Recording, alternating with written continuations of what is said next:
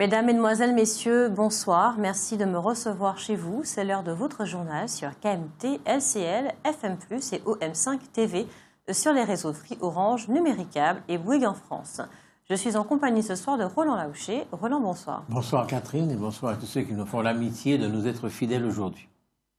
C'est une première. Marine Le Pen est depuis hier, jeudi 15 décembre, en Guyane. Le candidat de gauche, Jean-Luc Mélenchon, est arrivé comme prévu ce vendredi après-midi à Fort-de-France pour une visite de 2 jours. Dimanche dernier, le 11 décembre, le secrétaire national du Parti socialiste, Jean-Christophe Cambadélis, a participé à une conférence publique à la Maison de la Culture de Trinité. À l'occasion de la dernière séance plénière qui s'est achevée ce vendredi, la majorité de la CTM a décidé de ne pas augmenter les dotations octroyées à la Sémaville, la Société d'économie mixte d'aménagement de la ville du Lamentin.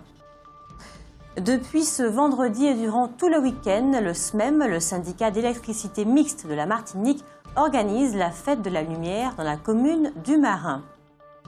Et le week-end dernier, l'école de rugby des Facochères organisait le traditionnel tournoi mensuel prévu pour les élèves des 6 écoles de rugby de l'île. C'est une première. Marine Le Pen est depuis hier, jeudi 15 décembre, en Guyane. Une visite qui a été à l'origine d'échanges assez houleux entre les partisans et les opposants du FN. Mais la réalité est sans appel. Une partie de la population guyanaise se dit prête à soutenir la candidate du Front National, ce qui n'est peut-être pas sans lien avec l'immigration clandestine de masse et la montée de la violence que connaît ce département. Dans 2 semaines, le 1er janvier, l'institution d'émission des départements d'outre-mer, l'IEDOM, va devenir une filiale à 100% de la Banque de France. Elle est actuellement dans le giron de l'Agence française de développement. L'IEDOM pourra à l'avenir accomplir ses missions de banque centrale en totale indépendance vis-à-vis de l'État sur l'ensemble du territoire national où circule l'euro. Créée en 1959, l'IEDOM, dont les missions sont pratiquement similaires à celles de la Banque centrale, intervient dans les 5 départements d'outre-mer et les collectivités de Saint-Pierre-et-Miquelon, Saint-Barthélemy et Saint-Martin. Dimanche dernier, le 11 décembre, le secrétaire national du Parti socialiste, Jean-Christophe Cambadélis, a donc participé à une conférence publique à la Maison de la Culture de Trinité. Environ 60 personnes s'étaient rendues dans cette commune du Nord-Atlantique pour écouter le premier secrétaire du PS, qui était accompagné du député guadeloupéen Victorin Lurel. C'était la première fois que M. Cambadélis effectuait une tournée officielle dans les territoires ultramarins. Lors de cette rencontre, 2 thématiques ont essentiellement été abordées: les prochaines élections présidentielles et la loi sur l'égalité réelle. Concernant les présidentielles, un seul mot d'ordre: se mobiliser coûte que coûte pour empêcher l'élection de Marine Le Pen. Quant à la loi sur l'égalité, Victorin Lurel s'est efforcé d'en expliquer tout l'intérêt, mais plutôt sur le plan social qu'économique. Ce n'est qu'en passant et en réponse à une question du public qu'il parla des plans de convergence qui constituent pourtant une des composantes majeures de cette loi. Reste que les mesures sociales contenues dans cette loi permettront, selon messieurs Cambadélis et Lurel, de réduire les inégalités entre la Martinique et la France et au sein même de la Martinique. Raphaël Vaugirard, le candidat du Parti socialiste sur la circonscription du centre pour la députation, a tenu à rappeler qu'il ne s'agissait pas d'une nouvelle loi d'assimilation, mais de l'élaboration de nouveaux modèles de développement.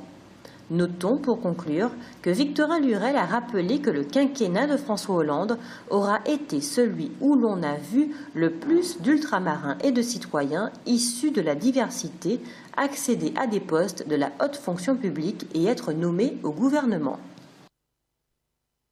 Un commentaire, Roland ? Un commentaire, parce que là, vous me donnez l'occasion d'observer que j'avais fait un savoir et réfléchir parlant de cette manifestation. Et j'avais dit, me semble-t-il, Jean-Marie Cambadélis. En fait, c'est Jean-Christophe Cambadélis. La deuxième chose, c'est que j'ai entendu le commentaire de Raphaël Vaugirard, qui effectivement disait que ce n'est pas une nouvelle loi d'assimilation. Je veux dire qu'il faut être réaliste.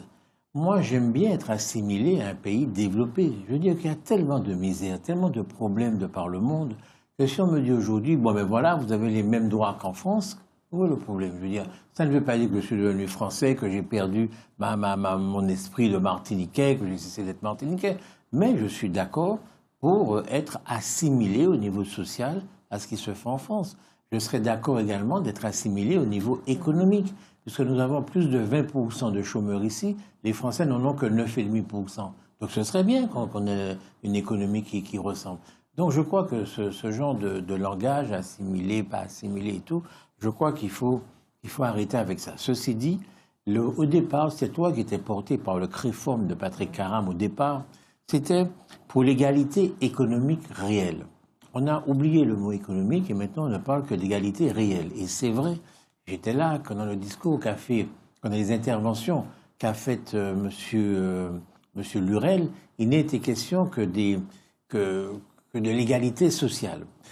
Et on sent bien, ça avait été la même chose avec Serge Chimie, il avait fait une conférence, me semble-t-il, à la mairie de Fort-de-France, et on sent bien que ces deux hommes-là se sont battus pour qu'effectivement nous ayons davantage d'égalité sociale. C'est ce à quoi ils sont arrivés, et ils sont très fiers de ça et très contents, et c'est bien pour les Martiniquais, je répète, d'avoir cette égalité sociale avec les Français de l'Hexagone. Mais c'est vrai aussi qu'il nous faut penser maintenant au développement endogène, c'est-à-dire au développement économique.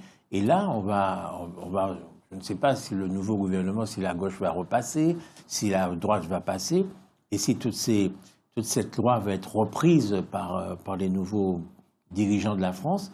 Mais c'est vrai que cette égalité sociale étant pas parfaite, mais enfin, ayant subi un coup de booster, si vous voulez, il faut maintenant venir à l'égalité économique. Merci, Roland. Le candidat de gauche Jean-Luc Mélenchon est arrivé comme prévu ce vendredi après-midi à Fort-de-France pour une visite de 2 jours. Le leader de la formation politique, la France Insoumise, semble prôner, comme beaucoup, la promotion du développement endogène de notre île et en particulier de l'économie de la mer. Il animera demain, samedi 17 décembre, une réunion publique à l'IMS, l'Institut martiniquais du sport, à 15h avant de s'envoler vers la Guadeloupe. Et cet après-midi, vendredi, à 15h, il a rencontré Alfred Marie-Jeanne au siège de la CTM. Rappelons qu'Emmanuel Macron, le candidat de En Marche, arrivera, lui, ce dimanche 18 décembre sur notre île.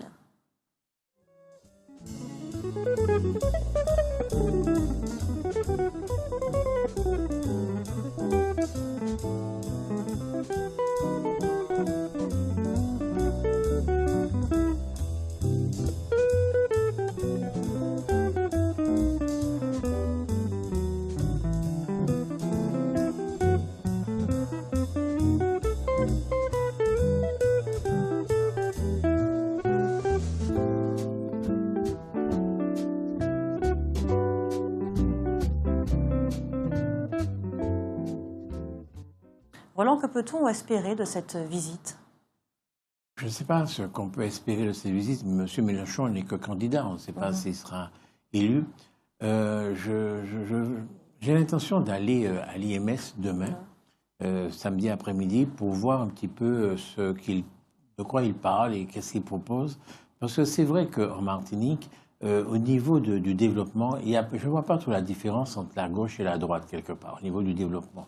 Bon, et M. Mélenchon, c'est vraiment la gauche, disons, pure et dure en France. Donc ça m'intéresse de voir, d'écouter ce qu'il va dire. Ceci dit, je vous rappelle que nous avons une fête demain après-midi avec Caso et les Foubets qui organisent une fête pour des enfants, pour nous-mêmes. Et donc il faut aussi que je sois à cette fête.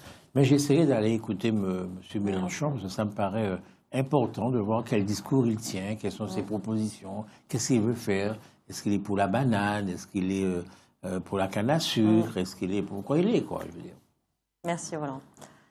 Alors que les socialistes vont entamer leur primaire, les républicains se mettent déjà en état de marche. Il était temps que François Hollande affiche clairement ses intentions. On le sait, depuis hier, l'équipe de campagne de François Fillon va compter 112 collaborateurs. Parmi eux, un seul ultramarin. Il s'agit de Didier Robert, le président du conseil régional de La Réunion.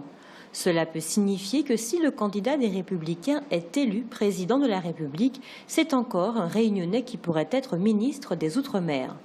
Notons que parmi les collaborateurs de François Fillon, on trouve plusieurs de ses anciens adversaires. Nathalie Kosciusko-Morizet, Jean-François Copé et Jean-Frédéric Poisson, qui deviennent conseillers politiques. Bruno Le Maire s'occupe des affaires européennes et internationales. Le jupéiste Benoît Apparu devient l'un des porte-parole de François Fillon et le sarkozyste Gérard Darmanin s'occupe d'une structure qui s'appelle Faits, Chiffres et Arguments.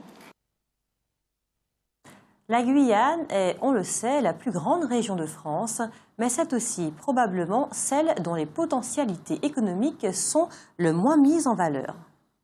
Dès lors, le président de la collectivité territoriale de Guyane, Rodolphe Alexandre, estime que, concernant ce territoire, le gouvernement doit faire plus d'efforts qu'ailleurs au niveau financier pour rattraper un retard évident.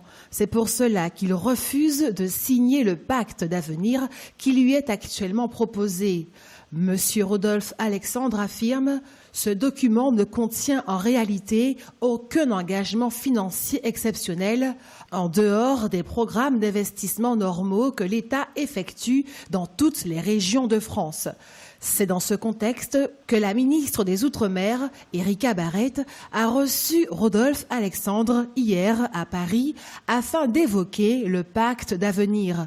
À la suite de cette rencontre, le ministère des Outre-mer a diffusé un communiqué dans lequel il est écrit « La ministre des Outre-mer a pris acte de la volonté de Rodolphe Alexandre de rouvrir la discussion. Elle confirme que de nouveaux échanges pourraient être relancés prochainement avec les ministères concernés afin de parvenir à un texte qui fasse consensus à condition que les échanges interviennent sur des bases raisonnables. À l'occasion de la dernière séance plénière qui s'est achevée ce vendredi, la majorité de la CTM a décidé de ne pas augmenter les dotations octroyées à la Sémaville, la Société d'économie mixte d'aménagement de la ville du Lamentin. La collectivité a même revendu les actions qu'elle possédait dans l'institution. L'équipe dirigeante estime que l'on a en effet assisté à une prolifération injustifiée des sociétés d'économie mixte et qu'il faudra donc progressivement y remédier. Un commentaire, Roland. Juste pour dire que je ne sais pas si elle a déjà vendu ses actions. Je pense qu'elle souhaite les vendre, mais je ne sais pas si c'est déjà fait. Merci, Roland. Josiane Pinville et Fabrice Marilus, respectivement présidente et directeur de la mission locale de l'Espace Sud, se sont enfin exprimés un mois après la mise à pied sans solde de 2 de leurs cadres. Retour sur une affaire qui suscite une vive polémique. Suite à une accusation de harcèlement moral portée par une employée de la mission locale de l'Espace Sud, située au Marin, 2 cadres de la structure, Maëva Largène et Gladys Jacquens, ont été mis à pied sans solde. Il leur a donc été signifié que leurs fonctions étaient interrompues et qu'elles ne toucheraient plus leurs salaires respectifs tant que la lumière ne serait pas faite dans cette affaire. Cette décision prise par Josiane Pinville, la directrice de la mission locale de l'Espace Sud, a été vivement contestée par les 2 femmes, soutenues par un comité qui s'est très rapidement constitué, affirmant qu'il s'agissait là d'une décision injuste, prise au nom de considérations purement politiques. Jusqu'alors silencieux sur le sujet, Josiane Pinville et Fabrice Marilus, directeurs de la structure, accompagnés de leur avocate, ont organisé une conférence de presse le 9 décembre dernier, un mois après le début de cette polémique donc. Ils ont affirmé que la mise à pied sans solde des 2 cadres a été décidée dans le cadre d'une procédure normale, enclenchée dès lors qu'il est question de harcèlement au sein d'une entreprise. Il a également été question du fonctionnement de la mission locale de l'Espace Sud, qui continue tout à fait normalement, avec notamment la clôture officielle d'une action hôtellerie-restauration mise en place pour permettre l'immersion de jeunes Martiniquais dans le monde de l'entreprise. Les 2 cadres de leur côté ne comptent pas en rester là, affaire à suivre avec attention. Vous êtes témoin d'un événement ? Envoyez vos photos ou vidéos à contact@outremernews.fr.